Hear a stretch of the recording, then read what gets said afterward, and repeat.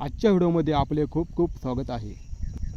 मित्रांनो, ज्यावेळी आपलं लग्न होतं त्यावेळेस आपण एकमेकांना नवीन असतो, परंतु जसा जसा काळ पुढे जातो तसं आपण एकमेकांना बोर होतो, कारण आपल्याला एकमेकांचं सगळं काही माहीत होऊन जातं.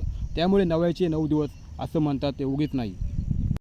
लग्न झाल्यानंतर नवरा सकाळी उठल्यानंतर रात्री घरी येतो, जेवून लगेच झोपतो. त्यामुळे बायकोला अजिबात वेळ भेटत नाही. बायको वारंवार म्हणते की मला खूप वर्षापासून तुम्ही फिरायला नेलं नाही.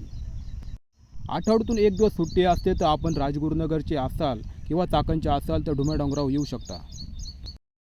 डोंगर डोंगरावर जात असताना एका विस्तीर्ण अशा दगडावर गणेशाची प्रतिमा कुणीतरी चित्रकाराने रेखाटली आहे. अतिशय छान कल्पना आहे. लग्न झाल्यानंतर नवरा बायकोला वेळ देत नाही, यामुळे बायको व्यथित होते. ती पाहते की शेजारचा नवरा आपल्या बायकोला वारंवार फिरायला नेतो, रिसॉर्टला नेतो, ढाब्यावर नेतो.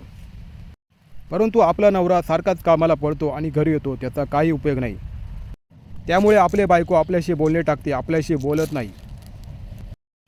म्हणून आपल्या बायकोचे जर मन वळवायचे असेल, तिची मनधरणी करायची असेल तर तिला डोंगर डोंगरावर न्या. त्यामुळे ती खुश होईल, परत पहिल्यासारखी आपल्याशी प्रेमाने वागेल. आपल्या राजगुरुनगरमध्ये जवळपास 2 लाखापेक्षा जास्त लोकसंख्या आहे, परंतु थोड्याच लोकांना डोंगर डोंगर माहिती आहे. राजगुरुनगरमध्ये एवढ्या सोसायट्या आहेत, त्यातील बऱ्याच लोकांची लग्न झाली आहेत. त्यामुळे सर्वांना डोंगर डोंगर माहिती पाहिजे. ज्या लोकांना सरकारी नोकरी आहे ती कुठेही लांब लांब फिरतात. त्यांच्याकडे एवढे पैसे असतात की त्यांना पैसे खर्च करण्याचा सुद्धा कंटाळा येतो.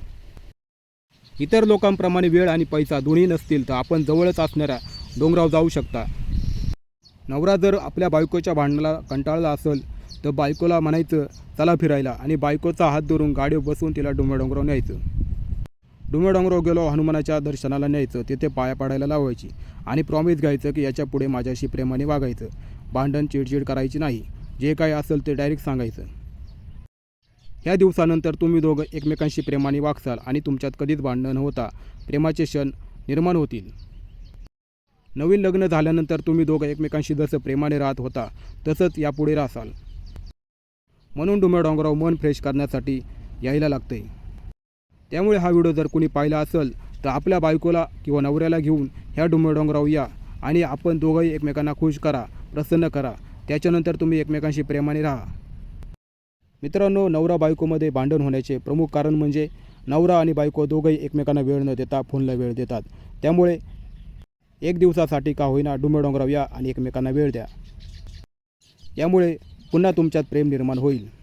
व्हिडिओ आवडला असेल तर आपल्या व्हॉट्सअप ग्रुपमध्ये शेअर करा.